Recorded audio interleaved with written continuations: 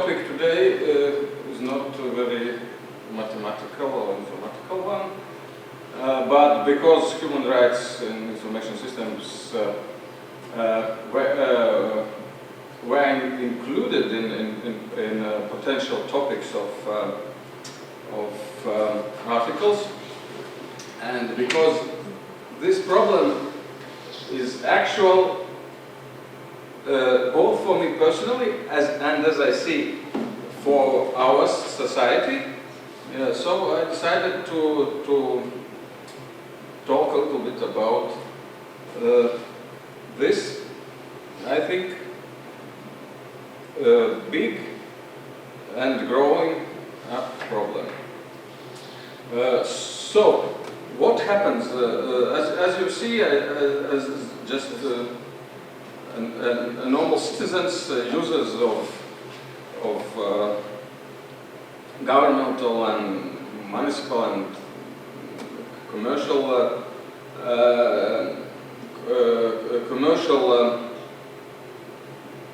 things, more and more organizations are pushing people to communicate and to work via information systems. And maybe 2 or 3 decades, depending on state, they are coming in widely usage, not for specialists. However, as far it wasn't so bad because it was just an option mostly. But now very fast is increasing requirements of organizations to use only information systems and without other alternatives, and it makes some social danger. So the first, what is an information system? We should define or understand how to define it. So there are no one common definition. So there are different definitions. It depends from which side an author is looking on this topic. So one of them is to base on input and output of data. Информационная система – это система, осуществляющая получение входных данных, обработку, выдачу результатов и так далее. Other one is organization of social processes. Componentes interrelacionados que trabajan en conjunto para recolectar, procesar, almacenar y diseminar información para soportar la toma de decisiones. To support decisions. And also work with information. Informācijas sistēma, iekārta, procedūra un personāla kopums, kas ir izveidots, strādā un tiek uzturēts, lai vāktu, uzkrātu, apstrādātu, uzglabātu, izmantot informāciju. And in French, similar, ensemble organisé des ressources qui permettent de collecter, etc.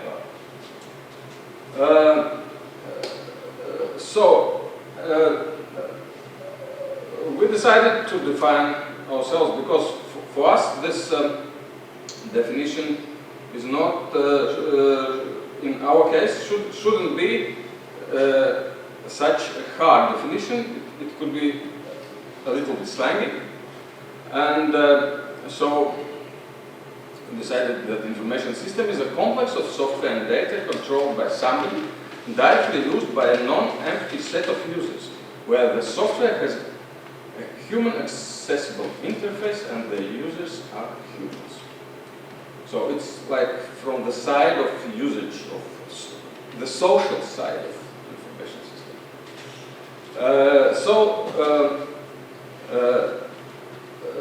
The social role of information systems is growing up from 50s of 20th century, and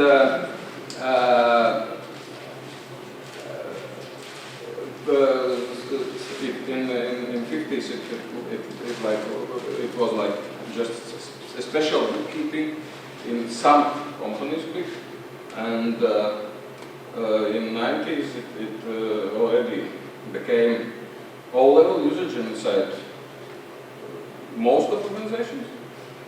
And here, for 3 last decades, we had ourselves that in first decade of this century, instead of local applications connected via local networks, web-based internet systems became widespread.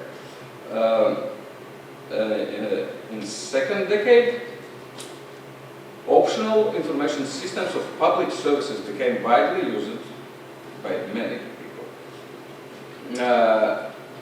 And the third decade, many information systems of public services became compulsory instead of optional. And this is the danger. That problem, it makes it possible. So the changes that have transformed information systems from corporate instruments to mass use technologies are more significant than any changes that happened before. So a usage without any alternative means that it constitutes digital coercion, and it raises questions about the relations of human rights. I will not, in the article I have these 4 examples with links, etc. Here I will just say that all of you know online banking and how physical banks are closing, and it's no more possible, and if it is possible, it's very expensive to do something physical in banks. Tax inspection is a good example, at least in Latvia. They are moving all the declarations to information system, but at the same time, still they are accepting paper correspondence, and they are writing that if you can't submit something online, you can just send a letter by snail mail. So LAD, Rural Support Service for Agriculture, they are moving, and now all countryside people should also use information systems, and they have no choice. And the funny example is Latvian National Center for Culture. It's now very actual because in some weeks will be Song Festival in the biggest culture event in Latvia. It is like once per 5 years, I think.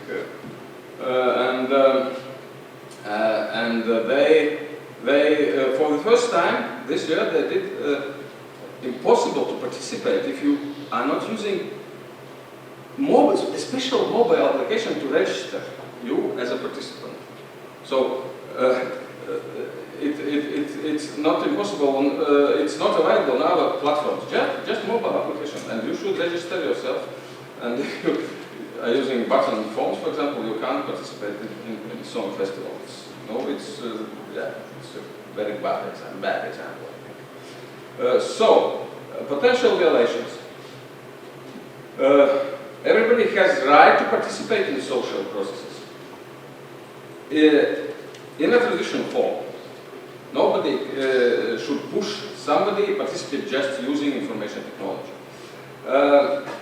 Everybody has right not to spend private time doing bureaucratic tasks that should be performed by the bureaucracy itself. Yes, it's also one of sides of this moving to information systems, that bureaucracy is putting their job on folks by it. they are not doing themselves. They want the people input all the information themselves. Everybody has right to provide answers in a free form rather than selecting from pre-written options. In information systems, very popular is to give, for example, some menu with pre-written options, and not to give a possibility to write what a person is thinking about it.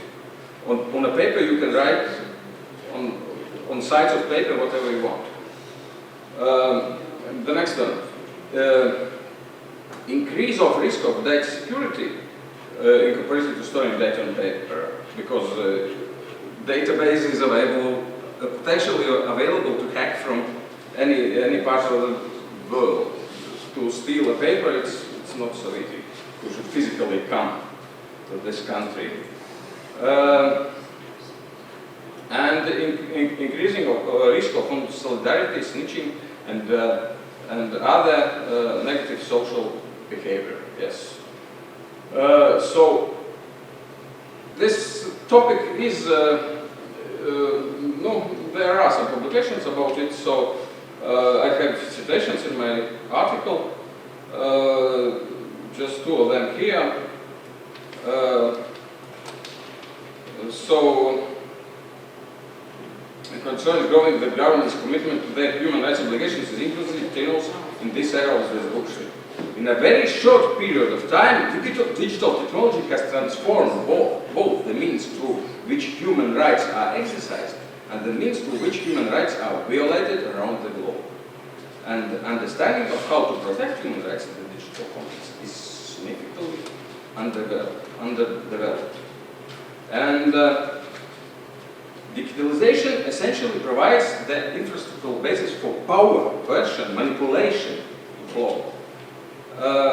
As long as the aim of human rights is oriented towards stemming such excesses, it has a role to play in the implementation and deployment of digital technologies. So, how to minimize this power? Any power is potentially bad if it is badly used. So what to do with it? So my conclusion is, information systems represent one of forms of digital disruption to human rights. They may be more acutely felt by individuals because they directly affect them rather than operating through some mechanisms of social dispersion, as it happens with other IT developments. And it is very important for everyone to be socially active in order to minimize the impact of the invasion of information systems. One way to do this is to urge authorities to maintain or establish non-digital alternatives for every service they provide. So we as citizens have a right to these alternatives, and we shouldn't forget about it. Paldies par vierību, jautājumi. Thank you. Quite a complex topic. Aptis, this is your topic. Of course, yeah. I would like to thank you very much that you are reading my thinking, yeah. Oh, it's a compliment. I met this issue around 10 years ago. There was an ETH in Switzerland, Rēziknes Technoloģiju. There was a very strong group working some bigger project, and they were raising this issue on that digital technologies are dangerous for democracy. Yeah? But I was rethinking, yeah, what to do, yeah, because in China, if you are going on the street, how far I know, you can get the points according to your behavior, and they are not discussing of human rights, they're simply counting your points, yeah. But if we are in a Western society, I think there are two things